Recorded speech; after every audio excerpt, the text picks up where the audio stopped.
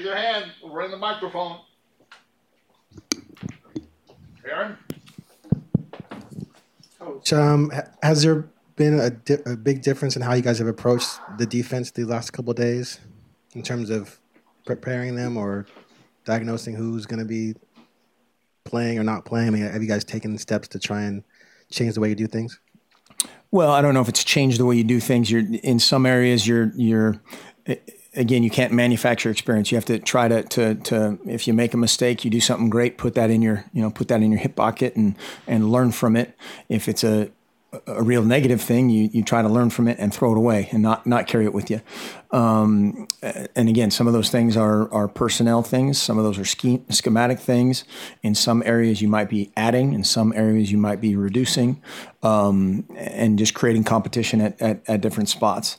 But the biggest thing is just going out there and playing fast and playing with confidence and doing your job and trying to block out, everything else that goes through a young person's mind in some of these situations. Kristen, to the left.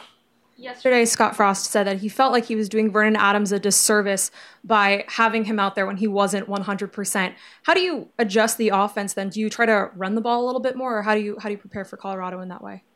Well, each game plan is different, and we've got some skilled guys at wideout, we've got some skilled guys at running back, and some skilled guys at tight end, and so it'll just depend kind of on how that plays out game plan by game plan. But yeah, anytime, I think we talked about this on Sunday night, anytime you've got a situation, a medical situation when the trainer says he's up or down, that's easy. We don't make those calls when it's kind of a gray area. And I'm not speaking specifically of Vernon, but in general, when you're trying to get into the psychological side of things, the confidence side of things, that's where it's most difficult.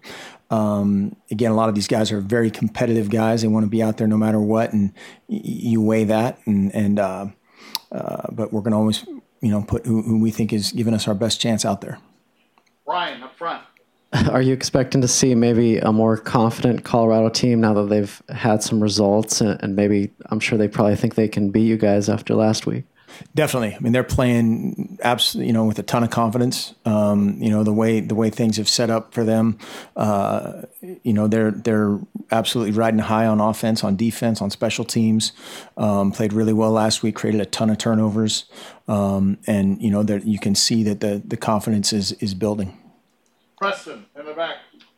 Nelson Spruce, obviously very good receiver for Colorado. With how the secondary performed last week, what's kind of your concern level guarding him, and just kind of describe him as a receiver in his style?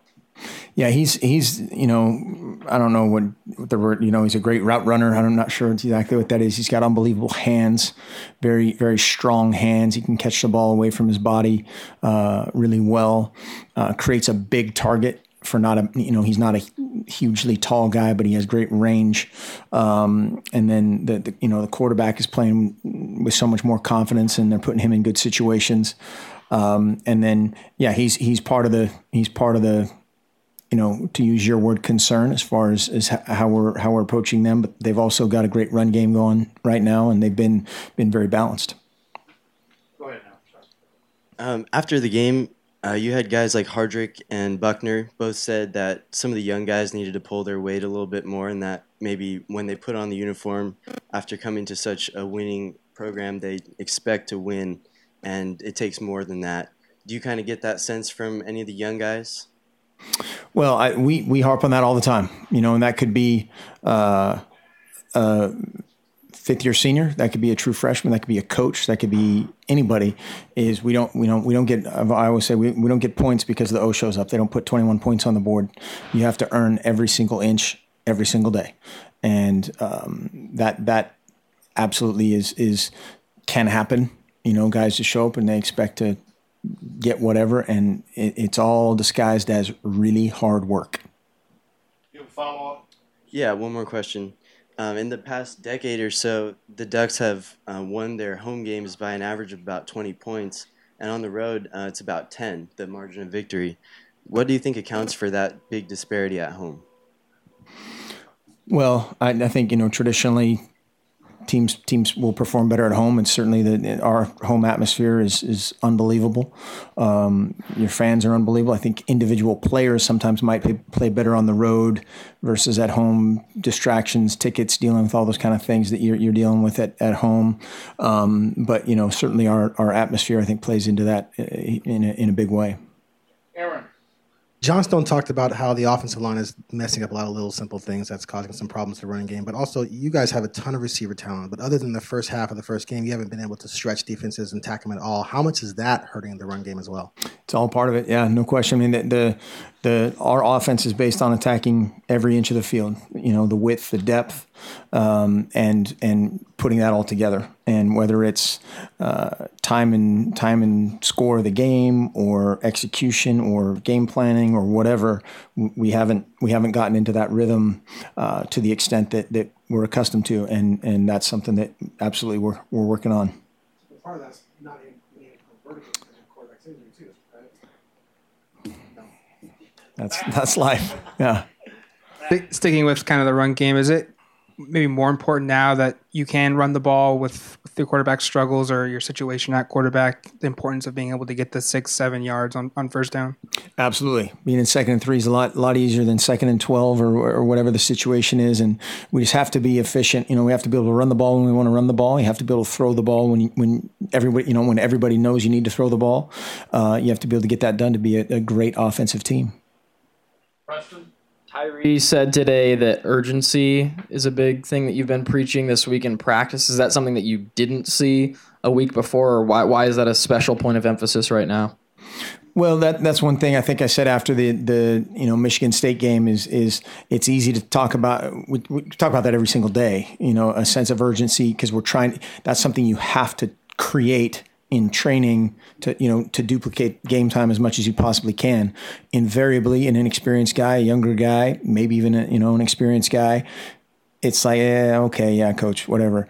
But then you see that show up in a game and you win, they're still, whatever, coach. When you lose, it matters, right? Now, and hopefully that urgency is created after a game like Utah. You have a very captive audience if they're good guys, and I think our team is filled with good guys that want to respond the right way.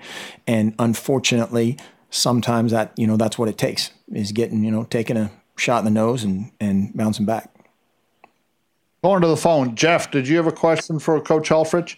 Yeah, I do. Coach Helfrich, it's Jeff Hauser from SB Nation. How are you? Doing great, Jeff.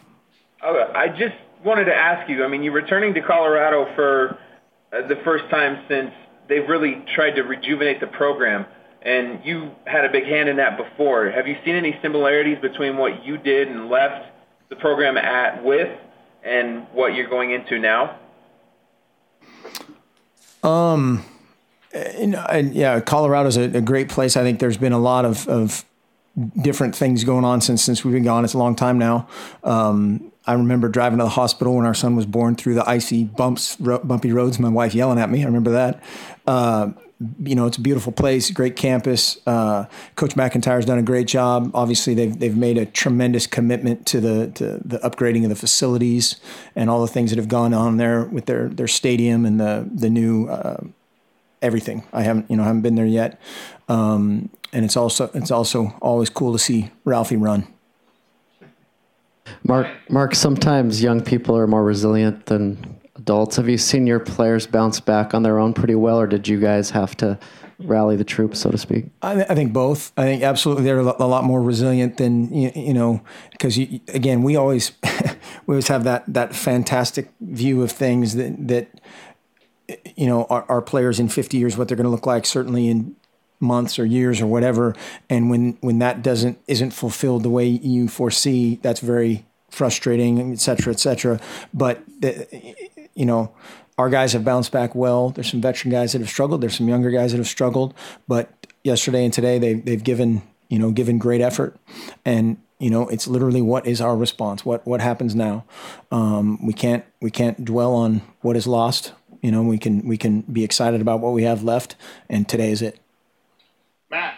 where's Colorado improved the last 3 or 4 years to get them to 3-1 and feeling optimistic about this week? I think, pretty much everywhere. They're I think when you look at a team on special teams, their athleticism is much at a much higher level than it's been over the past few years. The lines on both sides of the ball are bigger, more physical. They made some changes, obviously, defensively with bringing in Coach Levitt, and they're schematically very different than they've been. And so I think they're just, they've built and improved gradually in a great way. And now the wins have showed up for them. That's a good thing. Any other questions here? Jeff, you one more question? Yeah, Coach, what concerns you the most about Colorado? Well, they're just they're a complete confident team right now. They're playing really well. I'm not sure exactly what the disparity is. I want to say about 150 yards per game. The points per game is very significant, especially coming off a shutout. Defense is playing with a ton of confidence. The kicking game, they're much improved. They're doing some different things there that create some issues. And confidence, home crowd, late night, travel, all those things. And they're just things that we deal with and focus on us. The Buffs haven't allowed, or I should say, Cephalufau hasn't thrown an interception in 3 games, and they haven't allowed a sack in 3 games. What are you looking to do to combat that? Well, we would like to both sack him and intercept him. Part of that is whether it's coverage confusion or pressure. No quarterback likes to be pressured. No quarterback likes to be hit multiple times. But he's done a great job of distributing the ball. They've done a great job, really, really good job of protecting him.